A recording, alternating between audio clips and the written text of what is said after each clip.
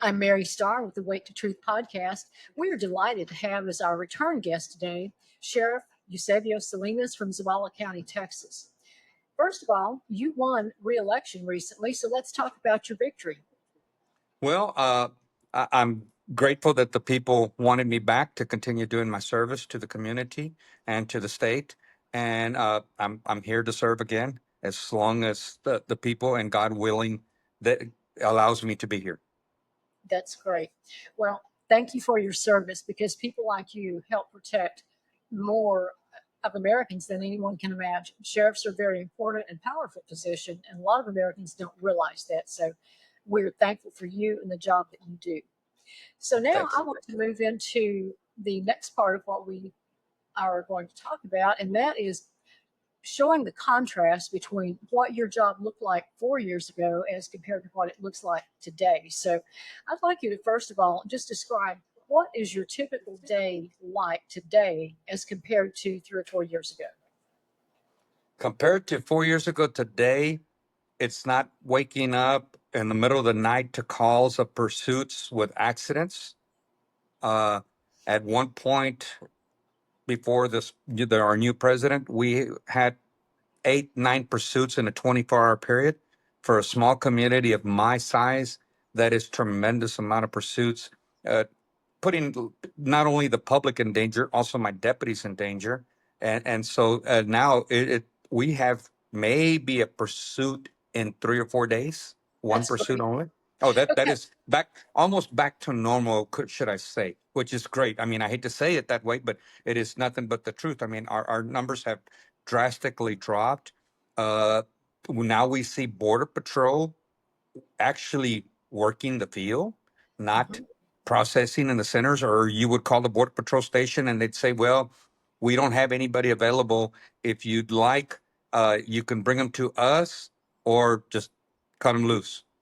And Wow. now, I mean, you'll actually see them patrolling and assisting us and doing their job. So, what is the population of your community and also the population of Zavala County? My community is we're a little bit under 8,000, and county wise we're under 10,000, according to the last census bureau. I thought we were a lot higher, but it was during COVID, so maybe a lot of numbers weren't reported right. But that's where we sit at. But uh, we've seen a growth of people in our smaller communities, called La Pryor, and it's kind of weird and odd because of the fact that there's no work in that city or little township, should I say? And it's been the growth of people moving in, but then some people that are unknown, and then they move in and move out very fast.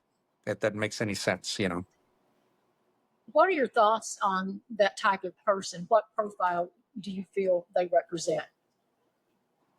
It's very scary because to commute to work, it's a pretty far away place. I mean, from our nearest largest community is Eagle Pass and Uvalde, and personally, just to live and to work all the way from La Pryor to it just doesn't seem financially feasible to do that.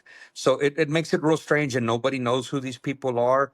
And unfortunately, the ones that we've dealt with are just been bad people that have come That's in. what I kind of sense that because if they don't have a job in your local community and it's not feasible to commute elsewhere to work, then what kind of work are they doing? And I think Exactly, exactly. you have nailed that already. Yes. So, yeah. Well, tell us how do your community and other people in the county feel? How do they feel about all of this? Do they feel more safe and more secure than 3 or 4 years ago? There, our local people feel better. They were getting tired of the lockdowns for the school because we do have two of my school districts, independent school districts, are on a major corridor into Mexico. So I mean, we were at the point where we would contact DPS and we would tell them, if you're going to have a pursuit coming through this area, turn it back off. Don't pursue the vehicles because of the schools. Because Mhm. if they bail out in town, we've got to lock down the schools, and that puts another trauma to the kids and the parents that don't know exactly what's going on, or to see people running through the school grounds and us chasing them, and it's just it they're very grateful that things have slowed down drastically. So it makes a big, they feel safer now. I mean, my wife now feels where we live out in the country where she can actually go out with her small dogs and not have to worry like she used to in the past, where I mean we couldn't go out in the afternoons. So you were concerned for your safety, even though you're a law enforcement officer. I was concerned for my wife's safety because, like I said, we're about 10 minutes out of town, Uh-huh. and my nearest neighbors, they're elderly neighbors, and we're about 2 miles away from each other. And it is concerning. My neighbor, one of my neighbors, was plowing his field. He came in to take a break at his house, uh, and his house sits in an open field. Uh, so they were watching him. He came in inside his house, left the tractor running just to take a little break. They were inside his house while he was inside his house. He Wow. got startled. He called me up and he was scared. I had been telling him he's old school, and I've been telling him, you know what, you need to lock your doors no matter where, even if you go outside on a tractor to go plow a field. I know that you can see your house from the field, but you need to keep it locked at all times.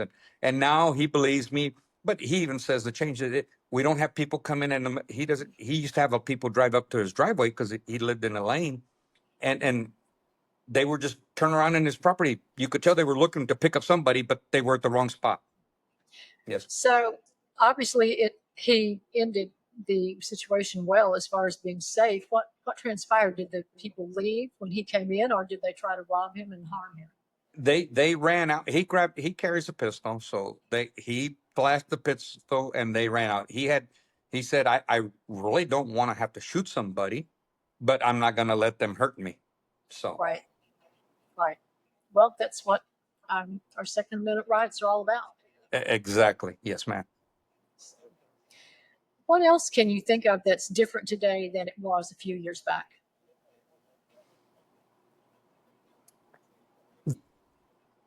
I guess you could say the morale amongst law enforcement. Mhm. It's we're seem to be more united. We know that somebody is got our back, that they appreciate what is being done and understand what is being done. And we live in a small community, so we're not affected by all those protesters and stuff like that. I mean, because like I always said, our community, the people that are coming into the country legally, we have nothing to offer for them here. There's no food bank, there's no free housing, none of that. So they're just going through our property and going on further into San Antonio, Dallas, the bigger metropolitan places where they can get the assistance that's what they came for. Right. One of the things that you said when you were on with me one time before, you talked about at that time some of the things you were faced with included going out and recovering bodies of migrants. These people had died trying to get through your area. And you described in pretty graphic detail about having to deal with decomposed bodies and body bags and things like that. And I will tell you that that shocked me to my core. I did not expect that. So let me guess that you're not having to deal with that anymore. Thank God we're not. That was a horrible situation, a horrible time. I never expected. I've been in law enforcement for 41 years. I never expected in my career that I would be picking up bodies of that nature, and the way that we were having to deal with them, because like I said, I only have one funeral home. I don't have a medical examiner's office. uh we were having to pick up the bodies in body bags with ourselves. I mean, my deputies, and put them in body bags, loading them in the back of pickups, loading them in the back of ATVs to get them out of the brush where they were found. And the sad thing is about them that they were left behind. They were not, that somebody stayed with the group and, here, get us help. No, no, they were just left behind. And families were notified weeks later, hey, your loved one is at this location. And family members from all over the place. We had a lady from Boston that was down here looking for her family were looking for her. And I mean, it was like trying to find a needle in a haystack because they have a map of what, and the map is not given to them by the person. It's described, and they write their own maps. They don't even give them the GPS coordinates or anything like that. I mean, come on, nowadays everybody all these. I saw. I'm sorry, I'm going to say this, but coyotes, people that they're human smugglers, carry Right. GPS, carry their phones. They know where they're going through. They have the exact same, the exact location where they're at. Uh, this lady ended up her body was found in Del Rio, 100 miles from here, and they were here for a week, and they were every day at the office and we were trying to help them, and they would describe, well, we were told there was a big tree and a lake. Well, Wow. what you describe a lake to you is a pond to me. You see, so it's just it was impossible. And they said, well, they told us it was by a highway. Well, a lot of these ranchers have stock tanks for their cattle to drink water out of. That Sure they they thought that those were lakes. No, that's a stock pond. And how are you going to see how many big trees are around it? I mean, it, it it's very sad and difficult, and we would have to struggle to find locations where to put these bodies, unidentified bodies. I'd send deputies to be able to lift fingerprints from the deceased and decomposed bodies. And I mean, honestly, local deputy, that was never in the job description, but they Right. had to put on a bodysuit and go in there and pick up pieces of bodies, and it just wasn't. We weren't expecting that.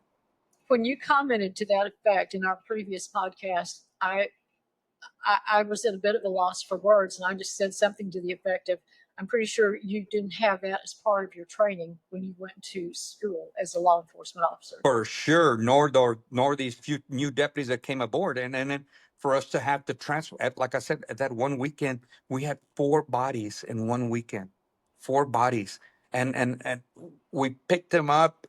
2 of them we couldn't pick up because we got bad weather, so they had to be out there overnight. I mean, they had already been out there for a couple of days, but still, knowing that they're out there and knowing to do your duty as a human, at least to go pick them up, get them out of the weather, and protect the bodies, the remains. Hmm. And we couldn't because of the weather. I couldn't risk the weather for the officer's safety, and then to load them in the back of a pickup and have to drive them 3.5 hours to a temporary morgue Wow. and unidentified. Yeah, that's just it's something I hope to God I never have to see again, or my deputies. Like I said, knock on wood.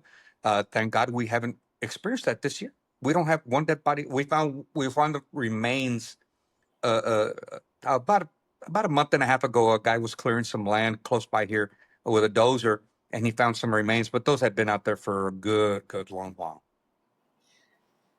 Do you have any idea how many deputies that you lost because of having to do those kinds of morbid things? 2 for sure.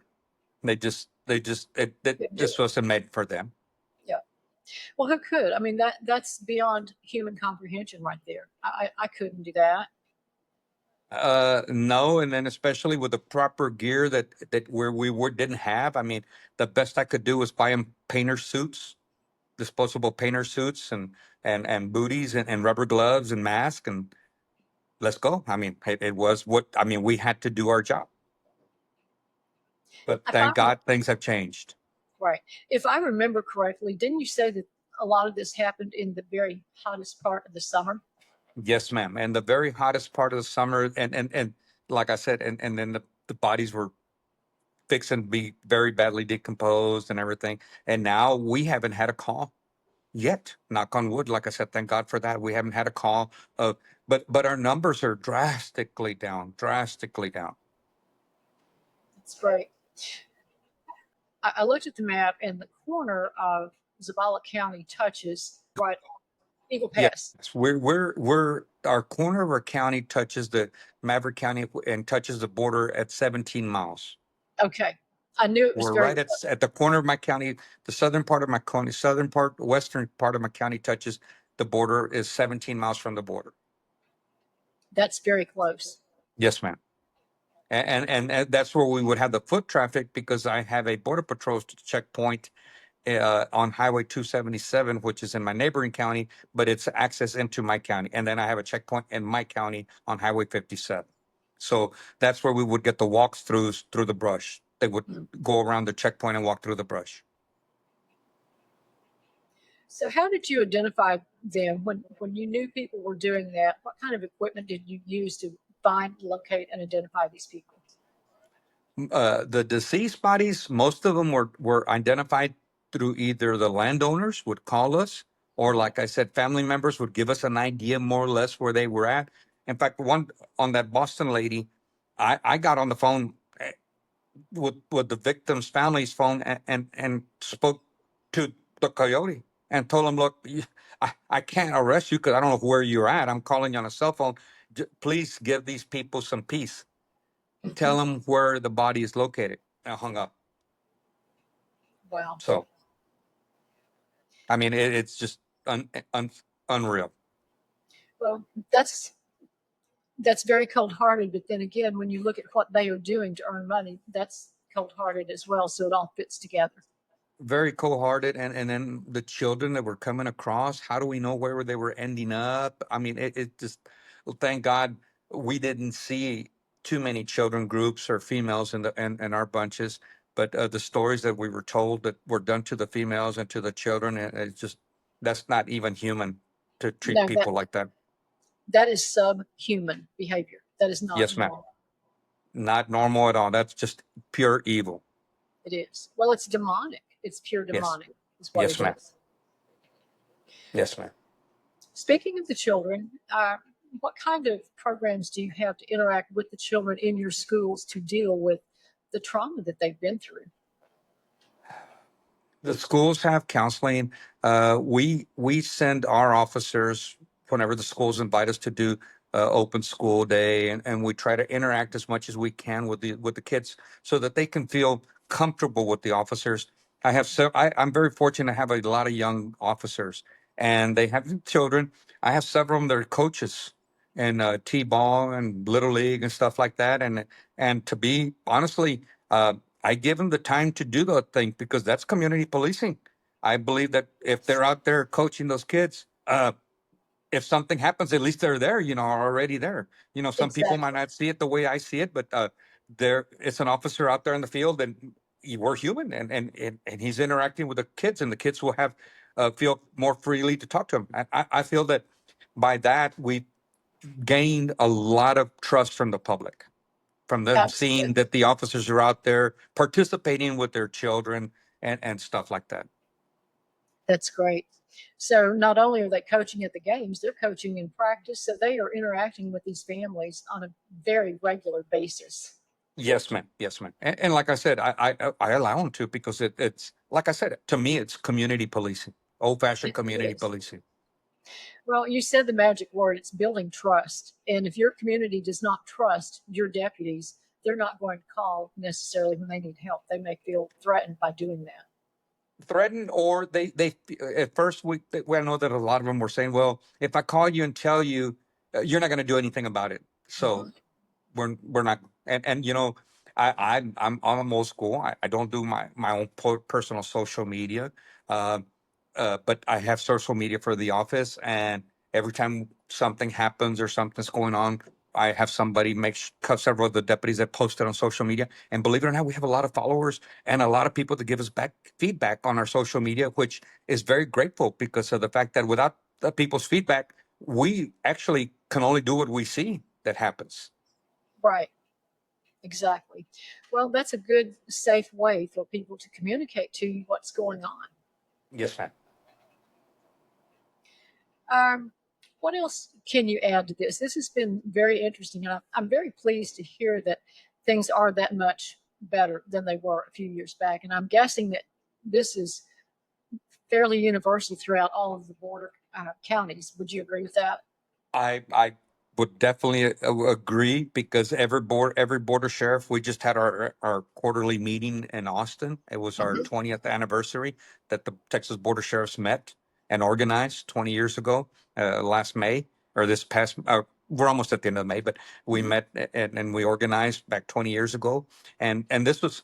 I guess I don't know. Maybe it was something that God put in our sights to see that we were going to see problems coming towards us, and we were very few officers, and we needed to unite and to discuss our problems because, like I've always said, each county along the border has its own unique problems. Not just because we're on the border doesn't mean we all share the same issues. What my neighbor 10 miles from me south may have a different issue, and the neighbor north of me might have a different issue. So, but by discussing it and uniting, we can solve these problems a lot better. Mhm. Did you have community meetings at any point during the last or the previous 4 years where people came together, ranchers and others came together to share their stories, their experiences, and talk about here's what happened to me, here's how I handled it and dealt with it? Did you have that going on? We met when DPS, when the Operation Lone Star started. Yes, they needed to meet with the landowners. We got with several landowners. Landowners were frustrated naturally. You don't get. I mean, you can't blame them for not being frustrated. Uh, our my wife's fences were cut on a regular basis. I mean, sometimes I said, I'm not going to fix the fence because if I fix it, they're going to cut it. And if I would put a bull panel there, guess what? They would go around the bull panel and cut the other side of the fence. And Right. so and water troughs were broken. And during that time, it was the drought. In fact, Mhm. our water our water well was tampered with. Somebody tried to get electricity to charge their phone out of it. Thank God they didn't get electrocuted, but it's the damages that were done that resolved, and it was a different breed of people coming across. I Yes. cannot stress that so much. It was an entitled people that were coming across. They didn't they didn't ask for help. They expected, they demanded things to be given to them. And they took whatever they needed to take without asking. I mean, I've lived all my life on the border here. My great grandfather was a contractor. He was a field contractor. He worked with individuals, people like this. They came to work. I mean, I didn't see any of Yes. these people that come to work. I mean, they came with other intentions, and and Thank you. and it's very obvious. I mean, if you watch what's going on in these bigger inner cities, it's very obvious what's going on. Thank you very much for saying that because you have just articulated one of the things that really prompted me to start Awake to Truth. Because, like you, I grew up near the border and I could see that what I was observing currently was vastly different from what I observed as a kid growing up there. The people were different. They did come to work, they didn't come to, cause harm and expect entitlement things. They came to work and make money, either bring their families with them or send the money back home to their families. But they came to work. They didn't come for all of the, possible handouts and things that the prior administration was giving them. And it's a completely different people group that has come through. And it's very obvious. I mean, if you watch the news, not that I like to watch the news, okay, uh, but y- people that are protesting and burning the United States flag, okay, but yet they're waving their flag of their country that they fled from because they feared for their life, but yet they're so proud of their country, and but yet they're burning the flag in our country because that's a freedom of speech. I don't understand that. I mean, if you're so proud of your country that you're from, your heritage or whatever, I mean, yes, we're all immigrants. I'm a fourth generation Texan, so, but my ancestors came from Mexico and Europe, Mhm. but the country here in the United States is what's made me. The state of Texas is what's made me, and I'm proud of that. I'm not going to be waving a Spaniard flag. I'm not going to be waving a Mexican flag. Not in the United States. If I go to Mexico, I would wave a flag over there, or Spain. But I am going to wave the flag that has made who I am, and what has given me what I have, the freedoms. That's the thing that I don't get. They come here for the freedoms, and yet they tout how wonderful things are where they came from, in my opinion, by waving those flags from these other countries. If it's so great back there, then why are you here? Go home. Exactly. I went to the UTSA graduation a couple of weeks ago. I had a friend who got her PhD, and we went to go see it. And I really, honestly, I didn't want to attend, but my wife said, she got her PhD. We need to go support her. And I said, you know what? We'll go. I was just so disgusted with the previous graduations where people would take their country flags and put them up on stage and stuff like that. I mean, you're getting an education in the greatest country in the world, and instead of showing the pride for the country flag, no, you're proudly showing the flag that your country that you didn't get educated in. I'm sorry, but that's one of my No, pet peeves. I totally agree with you. It is inappropriate. It is unacceptable, and it's wrong. And I And disagree. I was amazed that only one person, and they removed that flag right away when he got up on the podium, showed his flag from his country. They took that flag away from. Well, you're in the United States, guys. If you want to wear a flag, wear the red, white, and blue. Right, right. So I couldn't agree more. So wow, that's an interesting thing. I didn't have any idea that they were doing that at graduations like that. yes, ma'am. And that's how come I kind of shy away. I said, that's you come to the great country to get an education, and but yet you're you're putting this country down and proud of the country that you came from or fled from and praising them. That makes no sense No, whatsoever. none No, whatsoever. none. So, what else would you like to add today? You had some great stories, so I'm sure you've got more. Why don't you throw in Well, some others? believe it or not, because of the fact that things have changed so much, I'm grateful I don't have any more of those horrible stories anymore. Like I said, it is. I know for a fact the morale in the Border Patrol has changed drastically. It's done a 180 turn, and it's just great that to see them, that they're happy again, that they're proud to be doing their job. And doing their job is the operative word because one of my frequent guests is Joe Maldonado, and he was a Border Patrol agent for 28 years. He taught constitutional law at the Border Patrol Academy. And I would say the primary reason he retired when he did was because he was being required to do things that violated his oath that he took when he joined the Border Patrol. And I can't imagine how hard it would be. You train, you go to school, you get uh, years under your belt, and then we get this administration in, and instead of being able to do your job that you were hired to do and trained to do, now you're told, no, you just process these people through and you don't ask questions. And that's pretty much what they were doing, from what I can tell. Oh, that's what they were doing. That's all they Yeah. were doing, processing. Like I said, you couldn't get an agent out on the road. They would tell you, bring them over because they're all here. I've got two nephews that are Border Patrol agents that are in the Carrizo sector right behind my county. Mhm. And they were processing. And I was very upset at the previous administration for them jumping to the gun because one of my nephews was on horse patrol. And when that incident in Del Rio happened with the Haitians, they quickly, the administration and the former president quickly bashed the Border Patrol, Horse Patrol, and without even investigating anything, made accusations. And then the worst thing of it all, never bothered to apologize. Oh no, Never bothered to apologize. they vilified them, and that was that. That was it. Yes, ma'am. They never apologized to him, and they were, it was, they were never did what they were accused of doing. But thank God that time is over. That's all I can say. That's a good thing. That's a very good thing. Yes, ma'am. Um, so, what are your plans for the upcoming next, I guess, 12 months? Do you have a plan of action for what you're going to do within your community to help continue building the community and restoring trust within the safety that they now have? Well, now based on the way things are working, that we're not out as often chasing and patrol, chases and recovering bodies and stuff. Now we can concentrate on doing our sheriff's job. which is community policing.